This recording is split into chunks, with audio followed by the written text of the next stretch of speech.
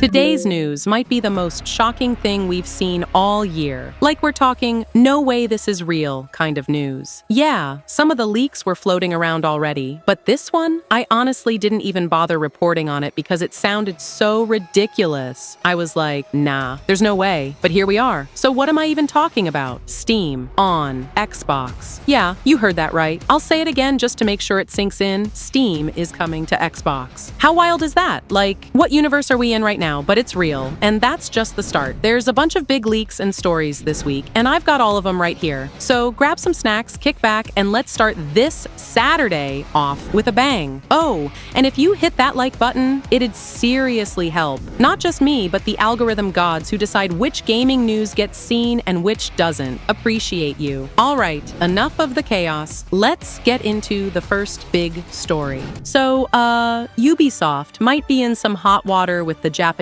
government. Like Prime Minister level hot water. No joke. Assassin's Creed Shadows just dropped, and it's already made its way into conversations at the highest levels of Japan's political system. Now, before you start picturing Ubisoft devs getting summoned to Tokyo, here's what's going down. Rumors were flying that Japan might be investigating the game, which, yeah, sounds intense. But the truth? It's not some government takedown. It's a cultural controversy that's hit a nerve. Here's the deal. Assassin's Creed Shadows, set in Sengoku-era Japan, lets players interact with sacred shrines. That includes, apparently, the ability to damage or destroy them in-game. Combine that with a vocal minority already mad about the inclusion of Yasuke, a real black samurai, as a playable protagonist, and you've got the perfect storm of online rage and political pearl clutching. So yes, Prime Minister Shigeru Ishiba actually responded to the situation. He didn't say the game should be banned or investigated, but he did make it clear. Defacing a shrine is out of the question. It's an insult to the nation itself. Strong words. And honestly, fair. Meanwhile, officials like Hiroyuki Kata expressed concerns that showing shrine destruction in-game could inspire players to pull the same stunts in real life. It's giving 2004 GTA Made Me Do It energy all over again. But before anyone gets too dramatic, here's the twist. They're not calling for censorship or banning the game. They're calling for balance. Kata even said, of course, freedom of expression must be respected. So no one's trying to cancel Ubisoft here, but they are asking for respect when it comes to real-world cultural landmarks. And Ubisoft's response? They're already on it. A day one patch quietly rolled out that reportedly makes shrine objects indestructible and reduces bloodshed in those areas. Even attacks on unarmed NPCs in sacred spaces have been toned down. No more cartoonish blood splatter when you bonk a civilian near a temple. It's not clear yet whether this patch is global or just for Japan, but either way, it's Ubisoft trying to dodge what could have been a full-blown international PR nightmare. Now, the big question is, will the same people who were mad about shrine destruction now get mad about censorship? Because you know how this goes. Change anything, and someone's gonna yell. Either way, Assassin's Creed Shadows is already the most talked about AC game in years. And not just because of the gameplay. It's literally got world leaders chiming in. So, when's the last time a video game made it to the Prime Minister's desk? Yeah, thought so. Alright, say what you want about Assassin's Creed Shadows. It just dropped, and it's already off to a ridiculously strong start. On Steam, the game's sitting at very positive reviews, and it's already breaking records within the franchise. Shadows hit an all-time peak of 28,620 players on day one. That's not just solid, that's more than double Valhalla's peak of 15,431. Mirage? Yeah, that one barely cracked 8K. So Shadows isn't just ahead, it's leagues ahead of the last few entries. Now let's not get carried away. It's still trailing behind the real giants of the series. Origins peaked at over 41,000, and Odyssey, that one hit almost 62,000 at its peak. So yeah, Shadows has some climbing to do, but let's be real, it just launched. And here's the kicker. Pre-orders were tracking alongside Odyssey's 10 million copy haul. If that momentum holds, this might actually be the shot in the arm Ubisoft needs right now. Their revenue's been looking rough, and Shadows could be the thing that turns it around. So yeah, despite all the noise and controversy, players are clearly showing up. We'll see if it holds up over time, but for now, Ubisoft's got a hit on their hands. If Assassin's Creed Shadows didn't give give you enough historical inaccuracy for 1 year. Don't worry, we've got Ghost of Yote on the horizon, set in 1603, right at the tail end of feudal Japan. Ghost of Yote is the follow-up to Ghost of Tsushima, and it looks like it's going full-on end of an era vibes. Expect all the classics, katanas, bows, samurai duels, but also some spicy upgrades like matchlock rifles, which honestly just sound like the devs went, yeah, what if we gave Jin Sakai a musket? What makes this interesting though isn't just the setting, it's the timing. PlayStation's upcoming first-party lineup is basically one giant sci-fi binge. We've got Death Stranding 2 doing supernatural weirdness with mech suits, Intergalactic from Naughty Dog going full retro futuristic bounty hunter, Housemarque's next time loop thing on some alien planet, Marathon trying to live again, Horizon's multiplayer spin-off still quietly cooking, and even rumors of Santa Monica Studios doing a sci-fi IP on top of more God of War. So yeah, Ghost of Yote is gonna stand out just by not having robots or glowing alien portals. A grounded samurai story in the middle of all that space stuff, it's kinda refreshing. But here's the catch, just being not sci-fi isn't enough. Feudal Japan is crowded right now. Assassin's Creed Shadows is dropping soon, for better or worse, and Capcom's bringing back Onimusha 2 with a remaster. There's a lot of competition, and Ghost of Yote can't just ride the wave of nostalgia and samurai aesthetics. If it wants to make a real impact, that open-world design better go beyond Climb Tower, unlock map. It needs something bold, something Tsushima level, or better. Otherwise, it might end up looking like just another pretty sword in a pile of way too many blades. Want to roll into the next story? Alright, so here's something I definitely didn't expect to say in 2025. WALL-E is making a comeback. Yeah, the 2008 PS2 game based on the Pixar movie, that one. It's getting a re-release on PS4 and PS5. And get this, it's not just some random drop on the PlayStation Store. If you've got PlayStation Plus Premium, it's gonna be free, like full-on download and play it tonight, kind of free. Now, this isn't the first time we've heard rumblings about it. It actually popped up in February, after the Taiwanese ratings board listed it out of nowhere, which usually means something's coming soon. But that board is kinda infamous for being early, like way too early sometimes. But here's why this feels legit now. Trophies for the game just leaked on PSN, and if you know how Sony works, trophies only get uploaded when a release is close, like imminent close. So yeah, it's happening. WALL-E is coming back. Quick nerd breakdown. This is the PS2 version, not the PS3 or PSP1. Why? 2 reasons. PS3 games aren't part of the PlayStation Classics lineup, and the PSP version is missing some of the content that shows up in the leaked trophies. So yeah, this is the good version, if we're being honest. Also, Disney's been dropping a bunch of old school stuff into the PlayStation Classics program lately, so this lines up. No official word from Sony, Disney, or THQ yet, but with this much smoke, there's definitely fire. Let me know, are you actually hyped to revisit WALL-E, or is this just PlayStation being weirdly nostalgic again? Sony just dropped something wild for the virtual production world. It's called the outsells, and yeah, it's their first ever camera tracking system. Took them long enough, right? So what's the big deal? Well, this thing is marker-free, meaning no more sticking those little dots all over the place just to get camera tracking to work. It's built for all kinds of shoots, virtual production, AR, live preview, post, you name it. At the heart of it, outsells has 3 parts: a sensor unit, a processing box, and a lens encoder. Sounds fancy, but basically, it tracks your camera's every move with crazy accuracy, even outside or around tricky obstacles. No more guesswork in post, no more awkward retakes. Need to preview shots with VFX? On set? Easy. Want real-time AR overlays for sports or live shows? Done. Trying to match camera movement in post without a headache? outsells has you. Here's how it breaks down. The sensor unit is tiny and light, can mount pretty much anywhere, and grabs metadata from the camera. The processing box handles all the info: lens data, time code, genlock, SDI, you name it. And the lens encoder, that pulls metadata right from the lens if your camera doesn't spit it out directly. It's got a rotary thing that tracks zoom, focus, focus, and iris. So yeah, it's built to play nice with a ton of cameras, lenses, and rigs. Super plug and play. No word on pricing yet. Shocker. But with NAAB right around the corner, we're probably gonna see a full demo real soon. And hey, if you're curious, you can already sign up for updates on B&H. Honestly, if you're into virtual production or just tired of clunky tracking setups, this might be the upgrade you've been waiting for. So, the PS5 still absolutely crushing it. New data just dropped, and it turns out the PS5 is actually selling faster in the US than the PS4 did, by about 7% over the same time frame. That's wild, considering how popular the PS4 was back in the day. And get this, Sony just had their best quarter ever for PlayStation hardware, shipping nearly 10 million units at the end of 2024. No wonder the PS5's dominating. But here's the surprise twist. Xbox Series X and S are lagging behind. Like, really lagging. According to Circana analyst Matt Piscatella, the Series X and S are currently 19% behind where the Xbox One was at this point in its life cycle. That's not great. Now, we don't have hard answers on why Xbox is slipping, but it probably has something to do with Microsoft's heavy push into PC and Game Pass. I mean, if you can play most of their stuff on PC anyway, why drop hundreds on a console? Also, worth noting, the PlayStation Portal, yeah, that handheld thing, it was the best-selling gaming accessory in February 2025. Again, Sony's killing it across the board. Even the Midnight Black version of the Portal and the DualSense Edge controller made the top 5 in accessory sales. So yeah, PlayStation is on fire, Xbox is in a weird spot, and handhelds might be having a bigger comeback than anyone expected. Real question is, if Xbox keeps trailing this hard, does Microsoft double down on Game Pass and PC? Or do they try something bold on the hardware front? Let me know what you think. Astrobot just won another award, kinda. Okay, I made it up, but if there was an award for director saying what the industry actually needs to hear, it'd go straight to Nicolas Doucet, head of Team Asobi. During a GDC panel, Doucet straight up said what most of us are thinking, but no one wants to admit. It's okay to make smaller games. Games that don't eat 80 hours of your life. Games you can actually finish. His exact words? From the start, we were in the mindset that it's okay to make a compact game. It's okay to make a small game. Bless this man. And he's not just saying it for dev sanity, he gets us. He knows players are drowning in backlogs, and that the idea of a game you can wrap up in a weekend is a huge selling point now. Honestly, he's right. There are too many Assassin's Creed Shadows-sized games in the world. I love a big RPG as much as the next person, but my backlog is starting to look like a boss fight I can't win. One more 100-hour epic, and I'm gonna snap. So yeah, more Astrobots, please. Small, tight, joyful games that don't feel like homework. And hey, in case anyone forgot, Astrobot won Game of the Year last year. So yeah, proof that short and sweet still slaps. Game devs, take notes. My calendar and my sanity. Thank you. Want the next story lined up? A message from Super Earth Command. The bots just got smarter. The weapons got meaner. And Helldivers 2 just got a whole lot spicier. Patch 01.002.200 just dropped. And while your favorite democracy delivery devices are packing more punch, the automatons have had a bit of a brain upgrade. According to the devs, their situational awareness protocol has been updated. Translation: they're now less dumb in groups. No more bots getting distracted by each other mid-firefight. Now, they're reacting faster, thinking sharper, and swarming like actual machines built for war. So, yeah, watch your six. But don't worry, High Command isn't sending us in empty-handed. A bunch of weapons just got buffed, 13 in total, and 9 of those got straight-up damage boosts.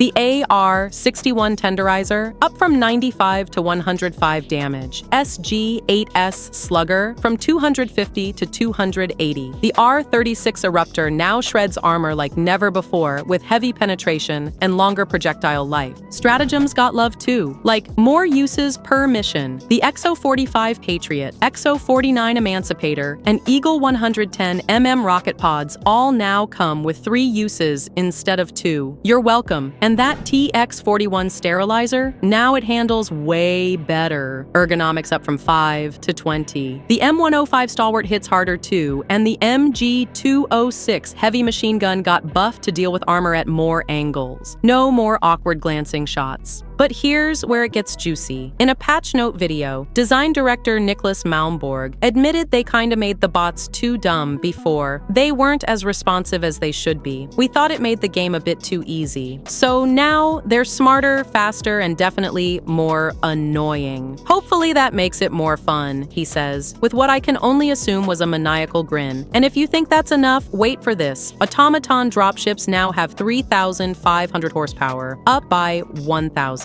Meanwhile, Illuminate dropships are shielding mid-flight. Casual. Also worth noting, all this new AI behavior comes at a small cost. Performance might dip slightly thanks to the added processing, but hey, democracy isn't always smooth. And oh yeah, the stratagem loadout menu got a big revamp, and we've got a shiny new Borderline Justice Warbond dropping March 20th, full of space western goodies. So gear up, Helldivers! The bugs were bad, but now the bots suck even more, and we love them for it. Next mission incoming? There's really no denying it. Hogwarts Legacy hit different. Whether you're a die-hard Harry Potter fan or just someone who loves a good open-world RPG, the game made waves. It gave us what no other game in the franchise ever quite nailed. An actual, living, breathing wizarding world that felt like ours to explore. Hogwarts Castle, Hogsmeade, the surrounding highlands, every corner was dripping with detail. But even with all that magic, there's still room to go bigger. And if Hogwarts Legacy 2 really wants to raise the bar, there's one location that absolutely needs to be in the sequel. Not just as a cool place to visit, but as a full-on quest hub, the Ministry of Magic. Yeah, Hogwarts Castle and Hogsmeade handled that role just fine in the first game. But the Ministry, that's a whole different beast. It opens the door to so much more than just potion shopping and side quests about gobstones. We're talking espionage, magical politics, dark secrets, and high-stakes drama. It's the kind of place that could take the game's world from magical to absolutely electric. And look, it's not like the Ministry is some deep-cut lore thing. It's one of the most iconic places in the entire Harry Potter universe. And yet, it was completely missing from the first game. That's a huge missed opportunity, but also a perfect setup for the sequel. Timeline-wise, it works. Hogwarts Legacy is set in the late 1800s, and the Ministry of Magic was officially formed all the way back in 1707. So by the time HL2 rolls around, assuming it's set shortly after the first game, the Ministry would be a well-oiled machine, handling everything from magical law enforcement to international relations, creature regulation, and of course, making sure Muggles stay blissfully unaware. Now imagine this. You're not just walking through the Ministry for a cutscene or two, you're actively working in it, investigating crimes in the Auror office, sneaking around the Department of Mysteries, navigating shady political schemes in magical law enforcement. That's not just cool. It's the kind of gameplay expansion that would give the sequel real weight and fresh storytelling. But here's the thing. If the Ministry of Magic does show up in Hogwarts Legacy 2, it can't just be some pretty background. No half-baked blink and you'll miss it cameo. It needs to matter. It needs to be woven into the heart of the story, or at least feel like a living, breathing world of its own, where major choices and consequences unfold. Because let's be real, if there's one complaint players had about the first game, it's that the world outside Hogwarts still felt kind of limited. Sure, it was beautiful and massive, but it never fully escaped the castle's shadow. With the Ministry as a hub, Hogwarts Legacy 2 has the chance to finally spread its wings and show us a side of the wizarding world we've barely touched in games. So the big question is, will they go for it? Will the sequel take the risk, break away from safe nostalgia, and give us something deeper? If they do it right, the Ministry could be what sets Hogwarts Legacy 2 apart, not just as a great Harry Potter game, but as a standout RPG, period.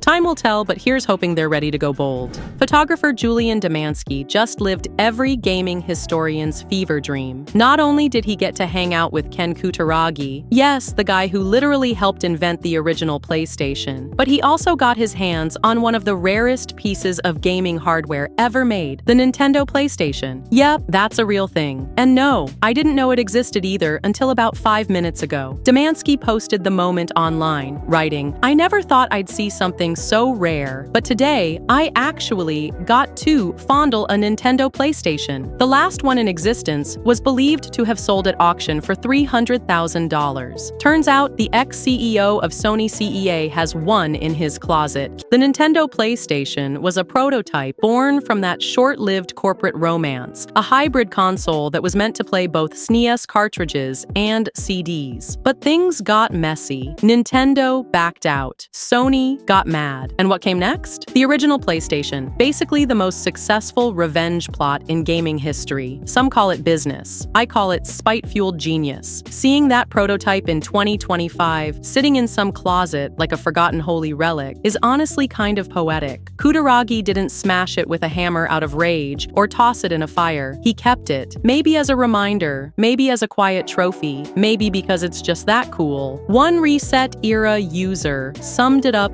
best. Kutaragi took this prototype, made a console out of it, at a time when everyone else doubted he would succeed, and then went on to make the first home console to sell over 100 million units. Mad stuff. Honestly, without this messy, dramatic breakup between Sony and Nintendo, the gaming industry as we know it might have never happened. The best parts of history are always the messy, what could have been parts. And this one? Still sitting in a closet, still rewriting legacies. Concord is back, baby. Kind of. Not as a live game, not with a comeback trailer, but as a collector's item on eBay. Yeah, that multiplayer shooter Sony tried to pretend never existed. It's now retro gaming gold. Well, infamous retro gold, but still. Physical PS5 discs of Concord are suddenly popping up all over online marketplaces. And honestly, we knew this would happen eventually. We just didn't think it'd be this soon. Quick refresher. Sony wiped Concord off the face of the earth back in September 2024. Pulled it from stores, revoked digital licenses, scrubbed every trace like it never happened. But collectors? They held on. And now, those forgotten discs are being flipped like they're pieces of cursed gaming history. One Reset era user spotted the trend, pointing out that eBay is flooded with listings. And yeah, it's real. One seller alone has apparently sold 79 copies at the time of writing. That's not a typo. Someone's probably sitting on a whole return pallet laughing all the way to the bank. The kicker? I've got a sealed copy of Concord sitting right here on my desk, just staring at me, mocking me. A $70 coaster with broken dreams burned into the disc. Also floating around is that Concord-themed DualSense controller, which, let's be honest, is probably the nicest part of the whole release. Sleek design, shame about the game it came with. So yeah, Concord is dead, but long live the collectors who turn failure into profit. It's poetic, in a very sad, Sony kind of way. So, Microsoft might have just quietly revealed that Steam is coming to Xbox. Not through a formal announcement, not at a flashy showcase, just an image in a blog post that they quickly took down. The image in question, a UI mock-up showcasing Xbox's vision of its ecosystem across devices. Pretty standard stuff until you notice something strange. Right there in the console interface, among tabs like Game Pass and Installed, sits one clearly labeled Steam. It was subtle, but unmistakable. And then, oof, gone. The image was pulled from the post with no comment. Let's talk about what this actually implies. Beyond the obvious headline buzz, Microsoft's bigger vision. The blog post, penned by Xbox VP Leo Olebe, is all about expanding Xbox to every device possible. It leans heavily into their usual messaging, breaking down barriers, reaching a billion players, letting people play how and where they want. None of that is new. Microsoft's been moving in this direction for years. Game Pass on cloud, PC, console parity, cross-platform everything. But integrating Steam directly into the Xbox UI is a notable escalation. It suggests not just convenience, but an official pipeline between Xbox hardware and third-party PC storefronts. On the surface, that seems like a win for player freedom. But there are some big questions here. Is this actually feasible? Technically, running Steam games games on an Xbox Series wouldn't be impossible. The hardware is capable, and Xbox has been inching closer to full PC functionality. But there are serious challenges. Licensing and platform compatibility. Most Steam games are built for Windows, not the Xbox OS. Unless Microsoft is planning some kind of virtualized Windows layer or full cloud streaming, native support would be extremely limited. Input and performance. Steam's PC library is massive, but not everything is designed for console-style play. How would Xbox handle compatibility, updates, modding, or even basic controller mapping? Developer pushback. Would third-party devs be okay with Xbox integrating Steam access into their ecosystem without requiring players to repurchase titles on Microsoft's store? At best, this is a complex technical and business challenge. At worst, it's just marketing fluff, a symbol of where they'd like to go, not something remotely close to shipping. So what's really going on? Most likely, this was a preview of intent. Microsoft has been increasingly open about its platform becoming a service, not just a box. Game Pass is already on PC and cloud. They've brought Xbox games to rival platforms. This could be a next step, turning Xbox consoles into cross-platform hubs. And that tracks with a recent report from The Verge, which claims Microsoft is working on an app update that shows your full PC library, including Steam and Epic titles on Xbox. Not necessarily to play them, but to unify your gaming footprint across platforms. That's less flashy than Steam is coming to Xbox, but it's more realistic and more useful for Microsoft's long-term play. Okay, so leaks around the Nintendo Switch 2 are heating up, and this new one, it's all about the screen. And if it's real, this thing could be way more powerful than we thought. So here's the gist. According to a reliable leaker, goes by Secret Boy on the Famiboards forums, and yeah, they've actually been right before. The Nintendo Switch 2 will have a 120Hz LCD display with HDR and VRR support. Let me break that down. 120Hz means games could run a whole lot smoother. HDR, that's better contrast, deeper colors, brighter whites, darker blacks, the whole deal. And VRR, or variable refresh rate, helps eliminate screen tearing and makes everything look more fluid, especially in handheld mode. Now, yeah, it's LCD, not OLED, which might disappoint some folks, especially since the OLED Switch screen already looks great. But here's the thing, OLED with those features, that would have driven the cost way up. So it kinda makes sense. Nintendo would go with LCD to hit that balance between price and performance. And according to this leaker, this wasn't just about cutting costs. It's about getting developers locked in early so they can optimize for those features like 120Hz and VRR from the jump. Now keep in mind, devices like the Steam Deck OLED are capped at 90Hz, and the regular Switch is stuck at 60Hz. So if Nintendo really pulls off 120Hz with VRR on a handheld, that's a huge leap, especially for action games or anything fast-paced. It's going to feel better to play, period. But obviously, let's not get ahead of ourselves. It's still a leak until Nintendo officially confirms it, salt grain and all that. But again, this source has a decent track record. All right, so beyond the screen stuff, what else is going on with the Switch 2? Well, the current rumor is that it's dropping around June 2025, with a price somewhere between $400 and $499. And apparently, Nintendo's aiming to have like 6 to 8 million units ready to go at launch, which, honestly, smart move. We all remember how fast the original Switch sold out. Nobody wants another restock nightmare. Now, let's talk games, because this is where things really start to get wild. The launch lineup is sounding stacked. We're talking a new 3D Mario, possibly a follow-up to Odyssey, Mario Kart 9, Metroid Prime 4, finally crawling out of the void, Pokémon Legends. And then there's the third-party stuff, which might be even crazier. You've got Dragon Ball Sparking Zero, Tekken 8, Elden Ring, and get this, Call of Duty, Diablo 4, Fallout 4, and Starfield might all be coming to the Switch too. Yeah, Xbox games. On a Nintendo handheld, that's not just wild, that's kinda historic. Apparently, there's even a report saying that every major third-party dev is looking at the Switch 2, which is a bold claim, but if it's even partially true. That says a lot about how powerful this new hardware might be. Speaking of which, yeah, let's talk specs. So, in handheld mode, here's what's been leaked. CPU running around 998 MHz, GPU at 561 MHz, which works out to about 1.72 teraflops, memory bandwidth 68 gigabytes per second. Now in docked mode, it kicks up a notch. CPU hits around 1100 MHz, GPU jumps to 1007 MHz, which is about 3.09 teraflops, and memory bandwidth bumps up to 102.4 gigabytes per second. To compare, yeah, that's already more powerful than the Steam Deck, at least on paper. Obviously, specs aren't everything. Optimization, thermal limits, battery life, all that matters too. But it's looking like Nintendo isn't just doing a minor upgrade here. This might actually be a legit next-gen handheld.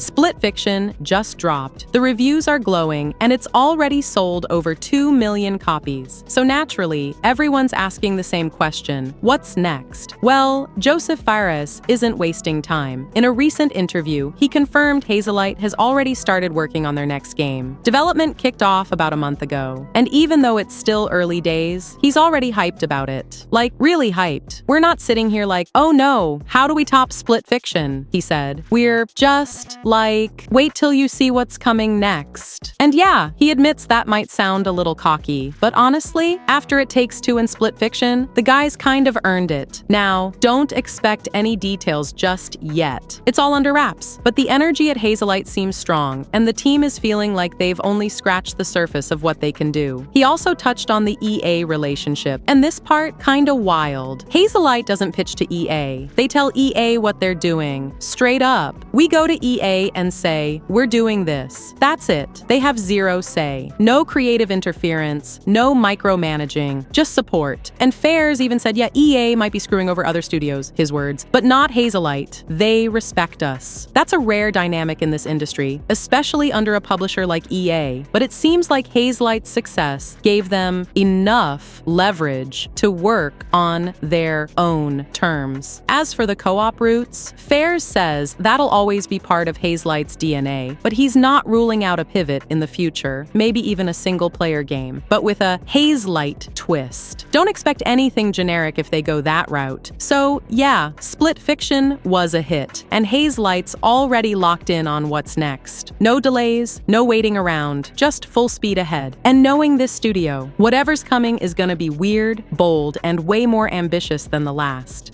If you want to be ahead of all the gaming leaks and news, specifically PlayStation news, time for you to subscribe. And as always, a like on the video is very much appreciated.